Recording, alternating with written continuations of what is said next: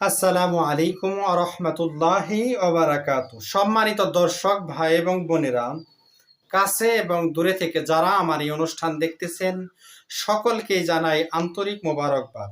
আমি মুফতি মোহাম্মদ জহিরুল ইসলাম আপনাদের সামনে নিয়ে এসেছি আজকে স্বপ্নে যদি আমরা পাশা খেলা অথবা তাস খেলা, জুয়া খেলা এরকম দেখতে পাই, তাহলে আমাদের এর কি ব্যাখ্যা হবে? এই ব্যাখ্যা কি আমাদের ভবিষ্যতের জন্য খারাপ কিছু আসতে চলেছে তার ইঙ্গিত, নাকি ভালো কিছু আসতে চলেছে তার ইঙ্গিত? আসুন আমরা জেনে নেই নির্ভরযোগ্য কিতাব থেকে। আল্লামা মুহাম্মদ ইবনে সিরিন রহমতুল্লাহি আলাইহির কিতাব আত-তাফসিরুল আহলামের মধ্যে উল্লেখ করেন, স্বপ্নে কেউ যদি নিজেদেরকে পাশা খেলতে দেখে অথবা তাস খেলতে দেখে অথবা জুয়া খেলতে দেখে, তাহলে এর কি ব্যাখ্যা হবে? এর ব্যাখ্যা হলো যে স্বপ্নে জুয়া খেলতে দেখা, পাশা খেলতে দেখা অথবা তাস খেলতে দেখা, এগুলো জুয়ার অন্তর্ভুক্ত।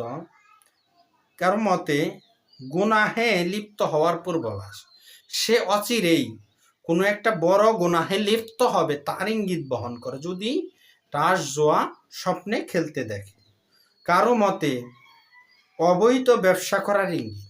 কোনো কোনো স্বপ্নের ব্যাখ্যার ইমামগণের মধ্যে উল্লেখ করেন যে সে হারাম কোনো অবৈধ কোনো ব্যবসায় জড়াবে, যেটা লিগ্যাল না, আনলিগ্যাল ব্যবসায় জড়াবে।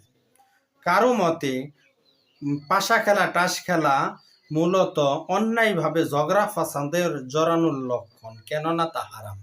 অন্যায়ভাবে কারো সাথে ঝগড়া, বিবাদ, মারামারি, কাটাকাটিতে হয়তো লিপ্ত হতে পারে তার ইঙ্গিত বহন করে। অতএব এই তাস খেলা, পাশা খেলা, জুয়া খেলা, এই সমস্ত খেলা একেবারেই এগুলো নাজায়েজ, হারাম এবং এগুলো দেখতে পাওয়া শুভ নয়, অশুভ।